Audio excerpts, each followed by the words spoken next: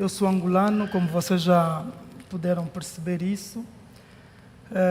Fica difícil hoje me apresentar. Então, Venceslau, irmão em Cristo, formado em Direito, sou batista.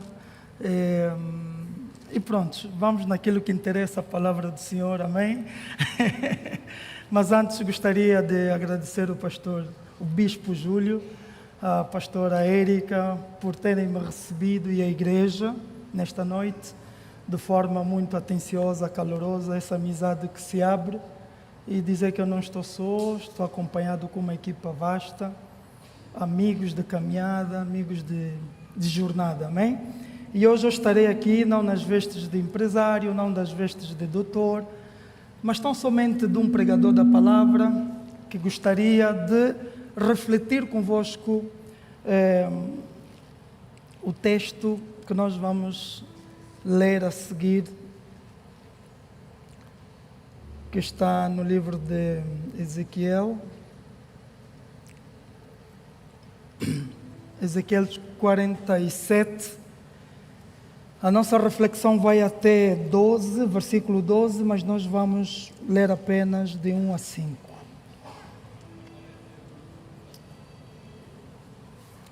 Salmos 144 vai dizer, Davi, que o Senhor é que lhe preparava para pelejar e usava as mãos para a guerra e os dedos para a batalha, né? Quando fosse para expulsar os espíritos, ele pegava na harpa e tocava. O que eu quero dizer é que enquanto eu vou pelejar aí com a espada, o meu amado ajuda-me a pelejar, porque assim vamos ter um exército nessa noite, amém? Porque eu creio que será uma noite diferente no poderoso nome de Jesus. Ezequiel 47, na minha versão, está a dizer o seguinte: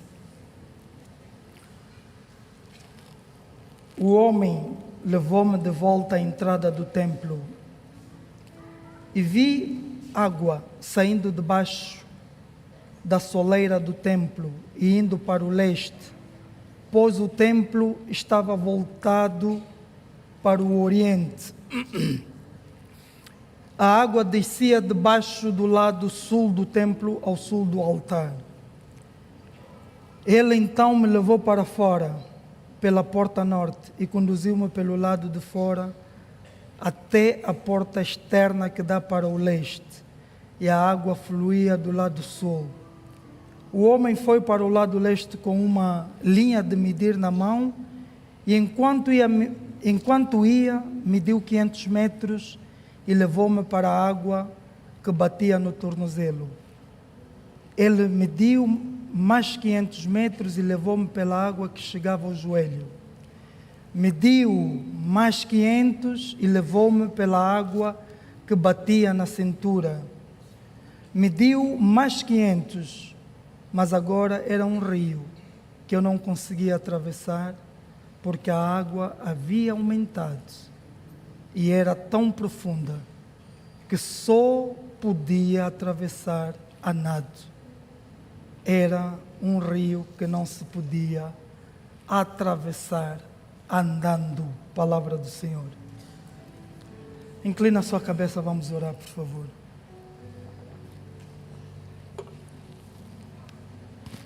Amado Deus, bendito Pai, nesta noite o teu servo implora-te para que o teu Santo Espírito não se aparte deste lugar. Pai, o Senhor conhece as minhas limitações. Alimenta o teu povo, Pai, nessa noite, usando o teu servo. Que eu desapareça, Deus, e que o Senhor cresça.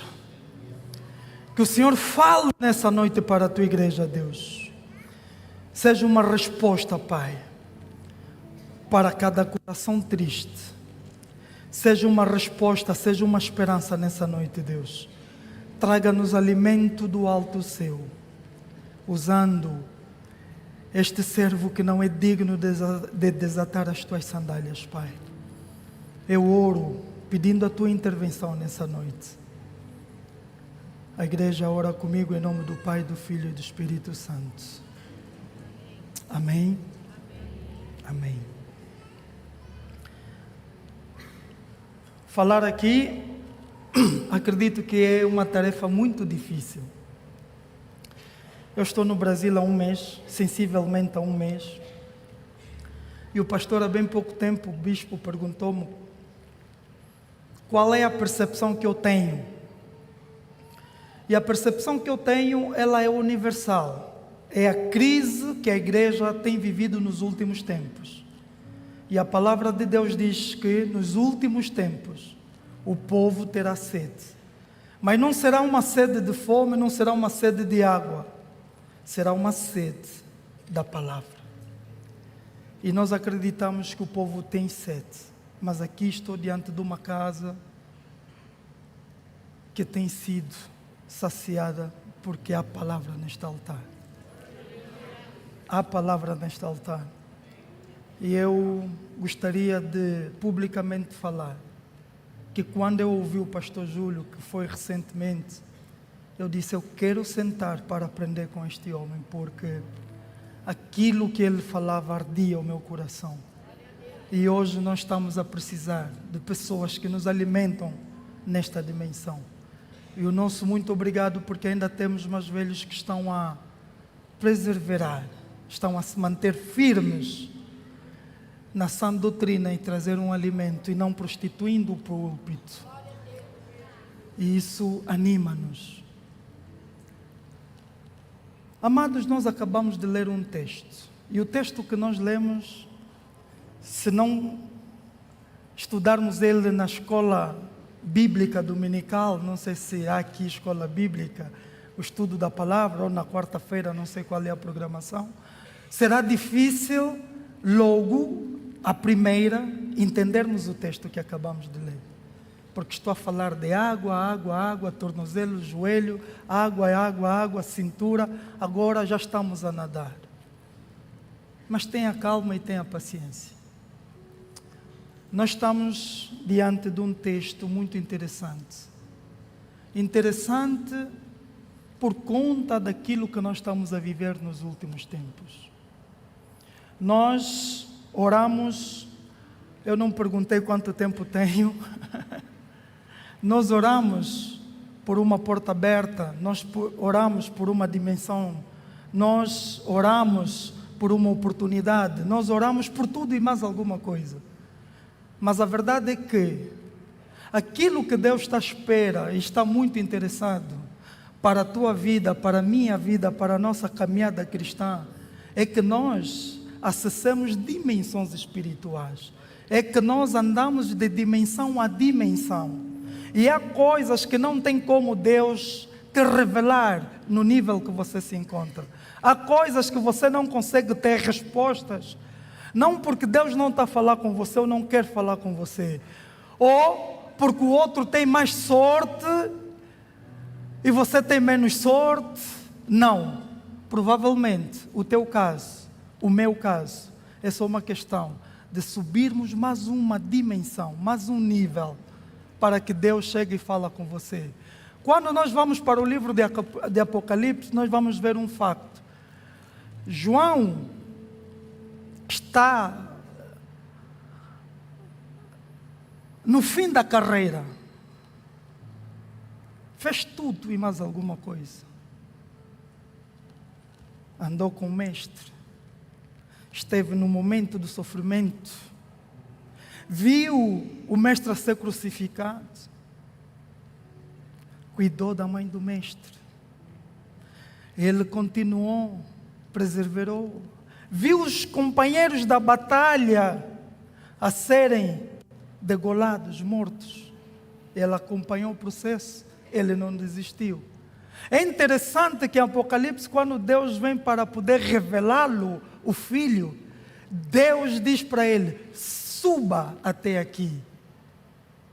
O que pressupõe dizer que aquilo que Deus tinha que lhe mostrar, havia uma necessidade dele subir a um nível, a uma dimensão. E quando ele diz, quando ele vê que estava numa dimensão e Deus revelou. Então, o texto que nós estamos a nos propor hoje é para exortar, é para desafiar a igreja, que há uma necessidade de nós irmos para um outro nível. Para irmos para uma outra dimensão, para um outro estágio. E Deus apresenta um rio. Esse rio que nós vimos não é um rio físico, não é palpável. Esse rio que é relatado aqui está sendo apresentado numa dimensão, numa visão que o profeta Ezequiel teve, viu. É uma dimensão, é um nível. E ele vê um rio. O profeta Ezequiel, sabemos a história, estava exilado no cativeiro babilônico, quando Deus chegou até Ezequiel e levanta um sacerdote e um profeta para que ele pudesse levar duas grandes missões para o povo. Anunciar, por um lado, o juízo, isso por conta da situação que se encontrava o povo. Qual era a situação? Sabemos a história. Estava numa situação de pecado, de idolatria. Então Deus levanta o profeta lá no asilo, o profeta Ezequiel, e a segunda missão que Deus dá ao profeta é para que ele pudesse anunciar uma esperança, uma restauração, porque Deus iria fazer a visita ao seu povo. Deus iria visitar o seu povo. Então havia necessidade de se levantar um profeta. E esse profeta é Ezequiel. É Ezequiel que vê este rio nesta dimensão. Amém? O que é que nós nos propusemos apresentar? Quando nós lemos esse texto, mais lá frente, nós vamos ver que este rio transformou tudo por onde o rio passava.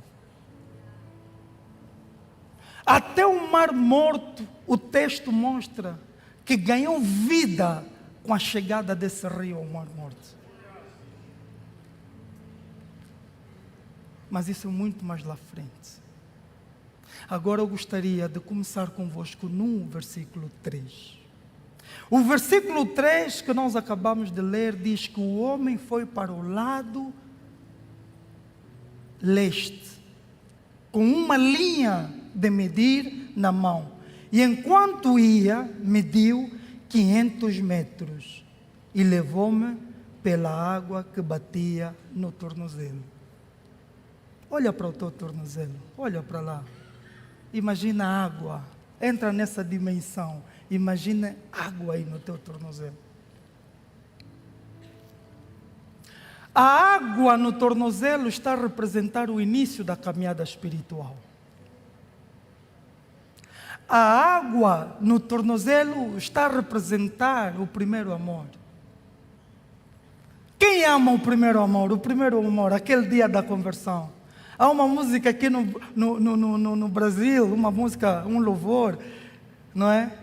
Que o cantor expressa o quão prazeroso era o primeiro amor. E eu não sei cantar, se não cantava aqui, mas era como se faça-me viver novamente, não é?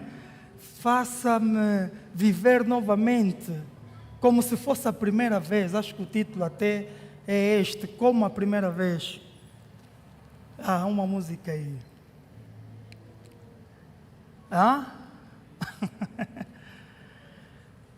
Há dias que todo cristão quer viver aquele momento do primeiro amor.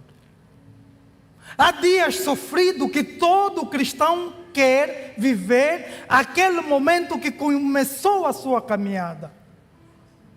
E o texto que nós acabamos de ler está a representar exatamente isso. Primeiro momento.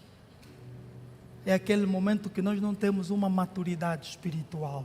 Nós estamos no nosso princípio. O curioso é que, no princípio, nós já vemos pessoas que já querem começar a fazer grandes coisas, já querem começar a gerar filhos na fé. Mas calma. No princípio, É uma fase, um estágio. No princípio, você ainda não conhece a vida profunda da igreja. Você ainda não conhece que o pastor, o bispo, também é feito de carne e que também falha. No princípio, você pensa que tudo é uma maravilha. É essa fase da água no tornozelo. E a água no tornozelo, nós andamos de forma fácil. Quando passamos em algum lugar onde a água chega no tornozelo, nós passamos por esse lugar de forma fácil, por mais constrangedora que seja a situação. Mas nós passamos de forma fácil. No meu país, às vezes, quando chove, há casas que a água chega até a cintura, como está a descrever aí o texto.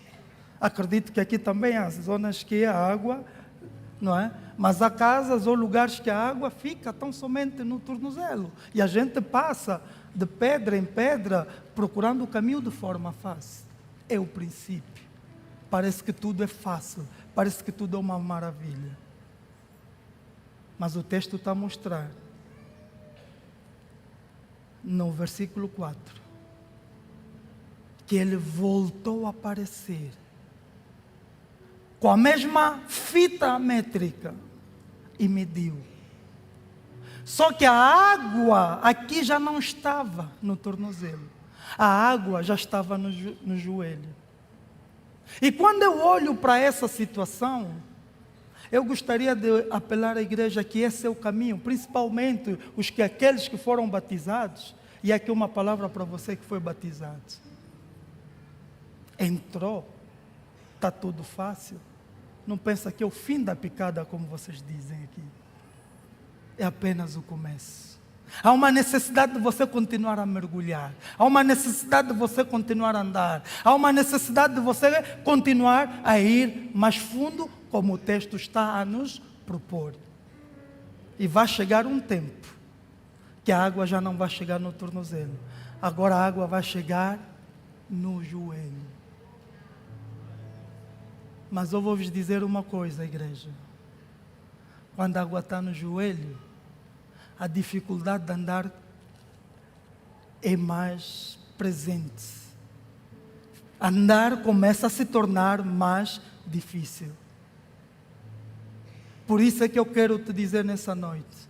Se está difícil, não é para você desistir, é para você continuar. Porque pressupõe dizer que você está na direção certa. Se está difícil caminhar, se está difícil vir para a casa de Deus, se está difícil estudar a palavra, se está difícil apresentar-se como cristão, é porque você começou a ir fundo. E seja bem-vindo. Seja bem-vindo. Porque é isso que Deus está esperando de você e de mim. Que nós continuemos a caminhar. Só que quando nós vamos mais fundo, devemos ter mais cuidado. E devemos ter mais calma. E se você reparar, quando estamos aí mais fundo, nós não corremos. Quando a água está a subir, nós não conseguimos correr. Só que é nessa altura que você quer criticar as coisas. Só que é nessa altura que você quer ficar um analista. Agora vira um douto aqui dentro da igreja. O pastor antes falava 4 horas seguidas, mas agora só está a falar 3, só está a falar 2 horas. Antes nós dobrávamos a madrugada toda, agora já não estamos. Não. O nível do joelho é um outro nível. O nível do joelho é um nível onde estão a te pedir para que você comece a refletir e a entrar numa dimensão de dependência. Numa dimensão de dependência.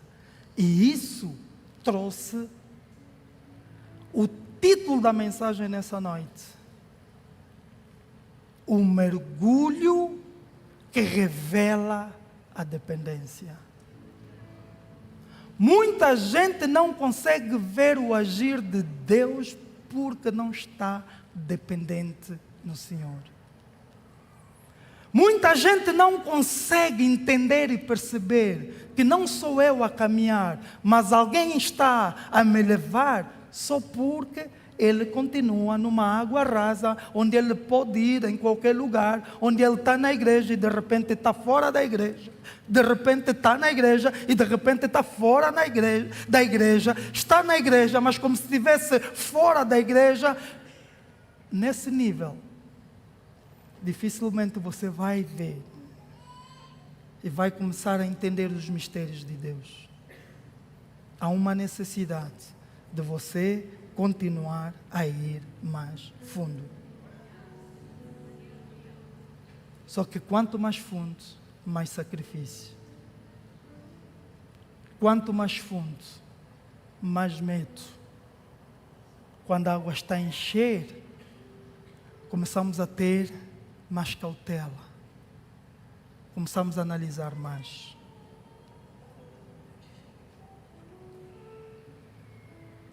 Versículo 4. A primeira parte, o homem veio com uma medida. Na segunda parte, o versículo 4 vai mostrar que o homem voltou com a mesma medida. Que cara chato, né? Que não larga do meu pé. Toda hora vir medir onde é que a água está. Que polícia é este? Não é? Que a todo momento ele está vindo medir o nível da minha água.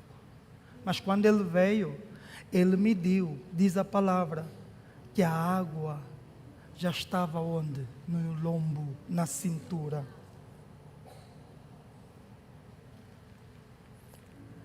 Água na cintura. Aqui é o momento que vai representar que você é aquele que já está pronto para gerar frutos. Água na cintura vai demonstrar fertilidade, força.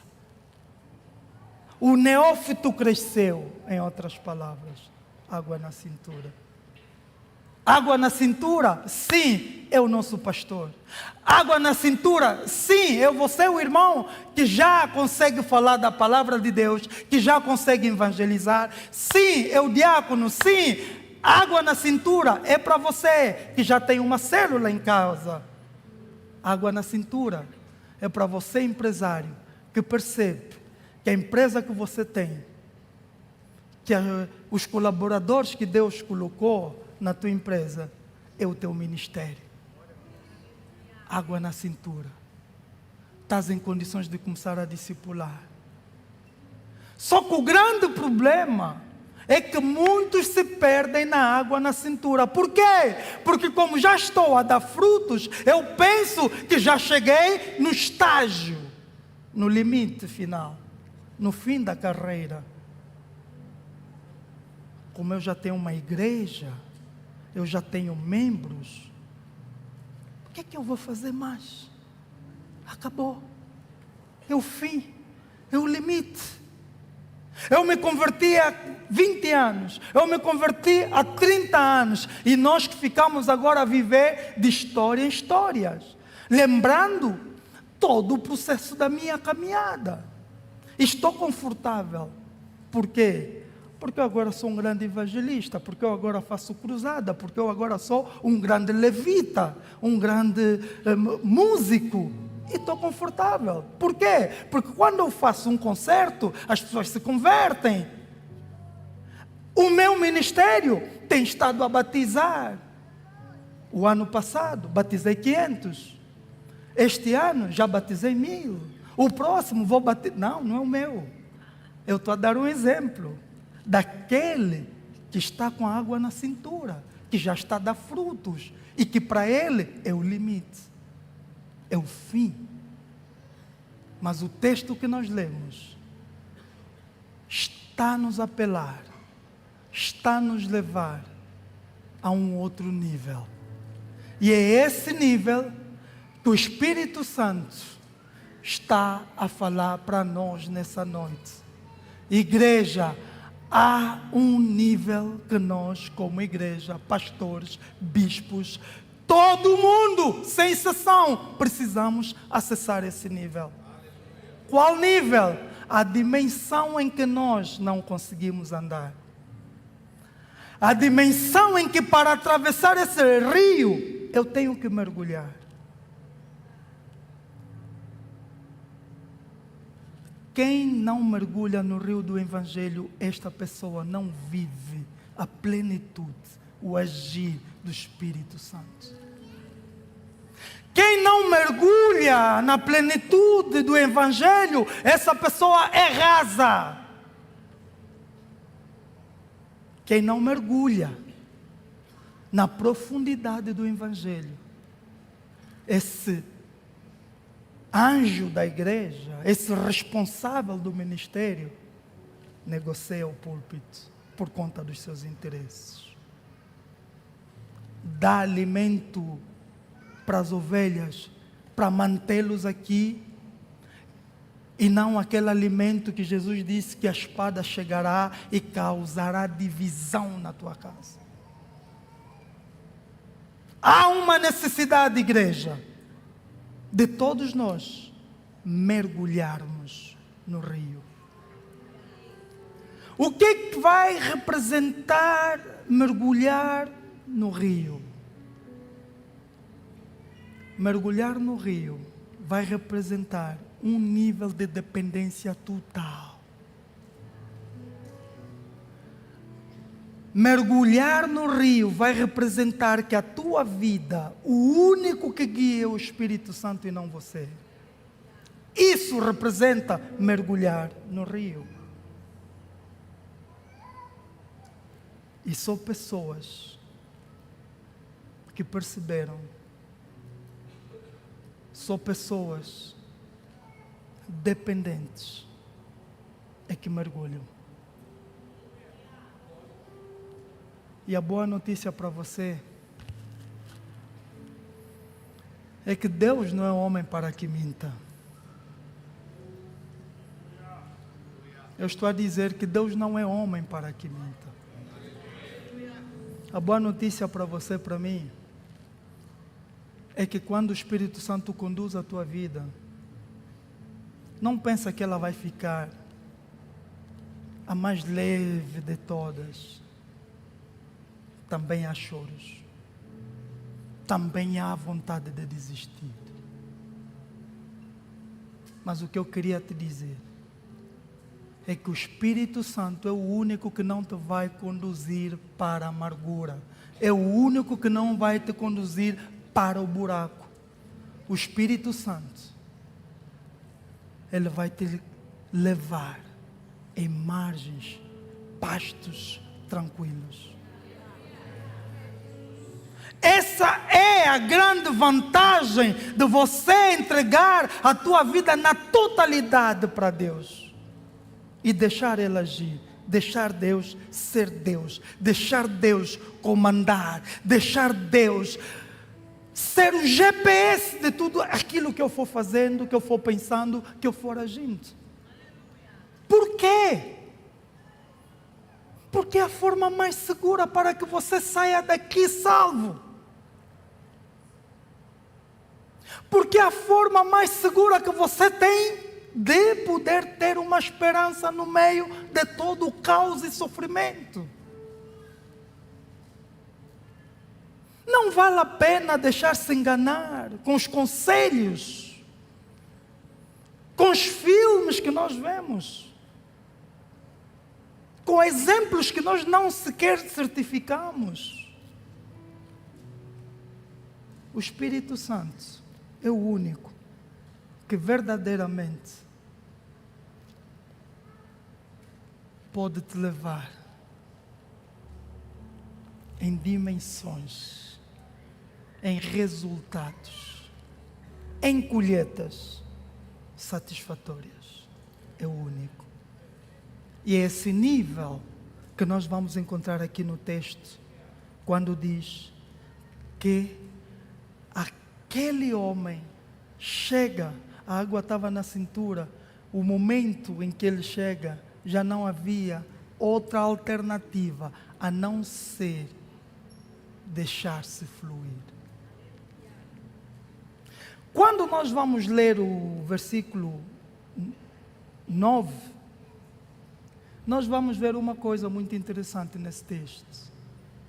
O texto vai dizer o seguinte: por onde passar o rio haverá todo tipo de animais e de peixes. Por onde passar o rio haverá todo tipo de animais e de peixes. Porque essa água flui para lá e saneia a água salgada. E o texto continua dizendo: de modo que onde o rio flui, tudo viverá. Tudo viverá. Queres abundância na tua vida? Queres prosperidade na tua vida? Não ande com água no tornozelo. Mergulhe fundo. Não sou eu quem está a falar isso essa noite. É a palavra do Senhor que está a dizer para você e para mim. Onde o rio passar haverá muitos peixes. Não está a falar poucos peixes, está a falar muitos peixes. Representando o quê? Abundância para a tua vida, abundância para a minha vida, abundância para a igreja, abundância para o reino de Deus. E acima de qualquer coisa, tudo viverá. Sabem, a Bíblia está cheia de exemplos de homens de Deus que chegaram em determinadas cidades, encontraram as cidades sequestradas, mas com a presença desses homens nessas cidades, a cidade voltou a ter esperança. Você e eu, a igreja, é uma resposta para lá fora.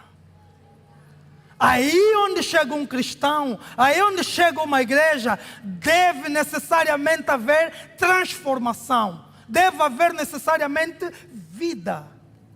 Por quê? Porque chegou uma igreja. Porque eu cheguei. Eu falava com o pastor, eu já estou a terminar, que é bonito às vezes sermos consolados com a palavra de Deus, amém? Eu estava a ler Atos 19. Atos 19 vai nos mostrar que quando Paulo chega em Éfeso, Éfeso estava sequestrado. A palavra vai mostrar que quando Paulo chegou naquela cidade, era uma cidade que estava dominada por deuses pagãos. E um grande comércio naquela cidade era o comércio da prata. Por quê? Porque os homens que trabalhavam com ouro, que trabalhavam com prata, eles faziam aqueles bonecos, aquelas estátuas, eles faziam vários tipos de elementos de idolatria. E o povo comprava, e eles prosperavam. Mas quando Paulo chegou um cristão, chegou um homem de Deus, chegou um rio, que quando esse rio chega, aquilo que está morto vive, aquilo que não tem esperança volta a ter esperança, aquilo que está sequestrado, ele rompe com todas as cadeias, quer da prostituição, quer do álcool, quer da droga, tudo é rompido. Por quê? Porque chegou um cristão nessa cidade. E se a tua cidade não está a mudar por conta da tua presença, é porque você está a andar de forma rasa. Há uma necessidade de você ir mais fundo. Diz a palavra do Senhor que os trapos de Paulo curavam. Enquanto nós pegamos na nossa roupa e jogamos fora, ele pegava nos seus lenços, ele pegava nos seus trapos e mandava para os enfermos. Por quê? Porque curava. E a cidade, em tão pouco tempo, foi completamente dominada. Metade, os estudiosos dizem, metade da cidade de Éfeso se converteram para o cristianismo. Ao ponto daqueles homens pararem e dizerem: estamos a perder dinheiro por conta de um tal de Paulo que está aí a pregar a palavra de Deus. Por quê? Porque o Paulo entendeu, aí onde o rio chega, a vida. Paulo entendeu, aí onde o rio chega, a abundância. Paulo entendeu que ele é uma diferença. Ele é o agente para se posicionar diante dessa cidade sequestrada. E o Brasil está sequestrado. O Brasil está sequestrado. Você que vai dançar carnaval, saiba disso. Que o carnaval é uma das, não sei se uso essa expressão aqui, mas das piores sujeiras.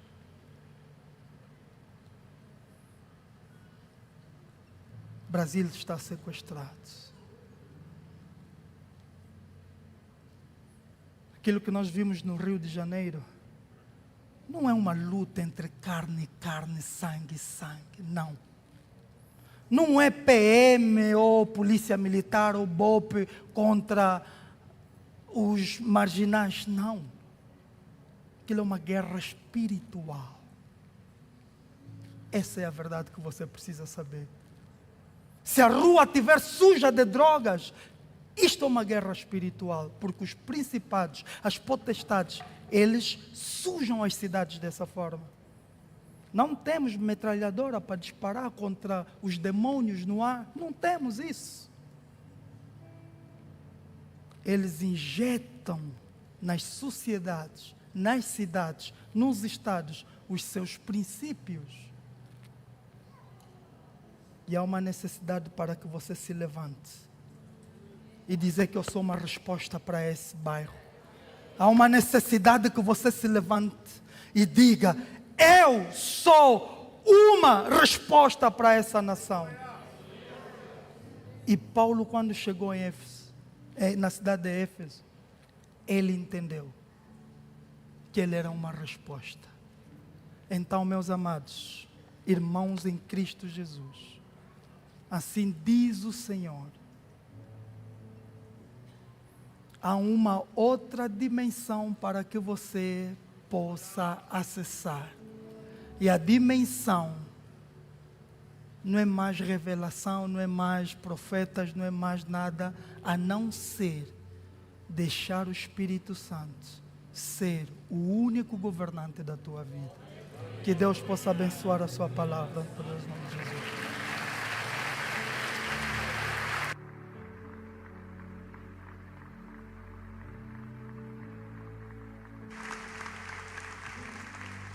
Fique de pé.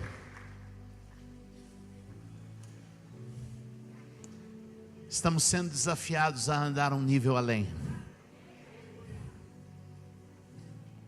Vire para a pessoa que está ao seu lado e diga para ela: eu te encontro na próxima estação.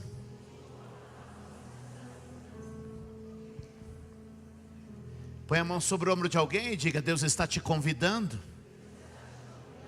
a ir para um lugar mais fundo. Diga: não fica bem para você permanecer em ambiente raso. Diga: nesta noite, o Espírito Santo nos convida a aprofundar. Alguém aqui que quer ir mais fundo? Alguém aqui que quer ir mais fundo? Alguém aqui que quer entrar numa outra dimensão? Aqui que alguém que quer fluir numa outra dimensão, em uma outra altitude, em uma outra amplitude. Quantos aqui querem entrar em um outro ambiente, na presença de Deus? Feche os seus olhos, levante suas mãos. Há uma graça sobre a casa, há uma vida sobre nós, há uma direção sobre este lugar. A vida abundante de Deus está em águas mais profundas. Quanto mais longe da terra, mais imergidos no reino de Deus estamos. Muitas pessoas andam no raso ainda, muito perto da terra, ainda muito perto da velha vida, ainda muito perto dos velhos hábitos. E Deus está te dizendo: vem para um lugar. Vem para um lugar onde cada vez menos é você e cada vez mais sou eu. Quando as águas estão no seu tornozelo, tem muito de você e pouco do rio. Quando as águas estão no joelho, tem um pouco mais do rio, mas ainda tem muito de você. Quando as águas estão no cintura, tem metade do rio e metade de você.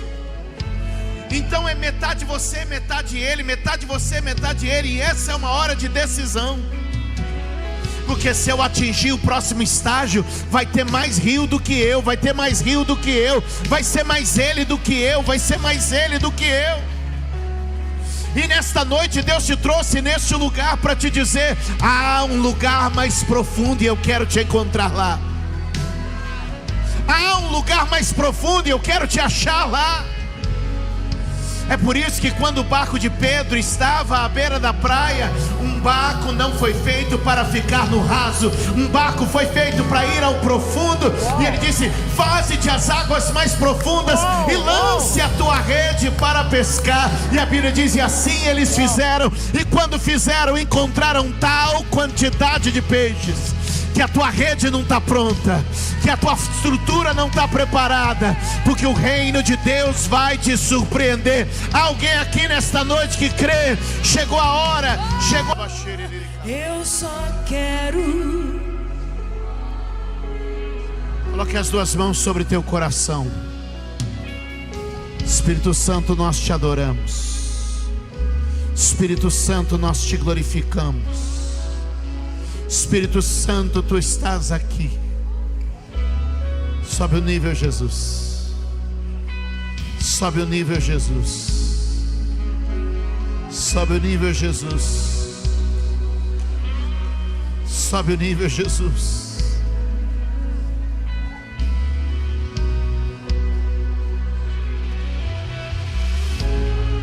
Sobe o nível, Jesus. Dá-nos uma nova dimensão do Espírito, Jesus. Ore ao Senhor neste ambiente. Deus está quebrando cadeias, Deus está rompendo laços, Deus está preparando você para a tua próxima estação. E hoje o Senhor te faz um convite. Chegou a sua hora e o seu tempo de fazer uma aliança com Ele.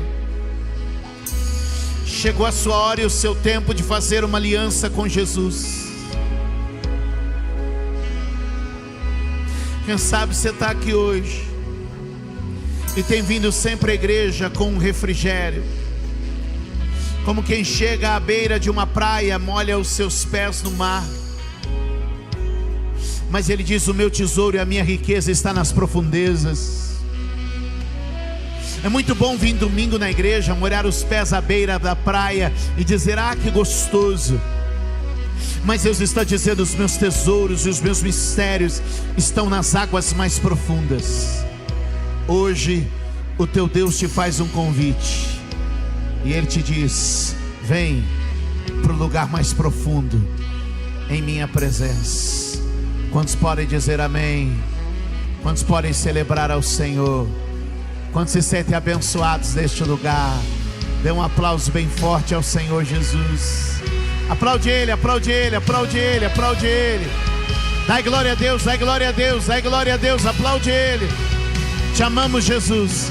Pai, obrigado por esta noite, obrigado por este tempo, obrigado pela vida derramada sobre nós, obrigado pela Tua graça sobre a Tua igreja.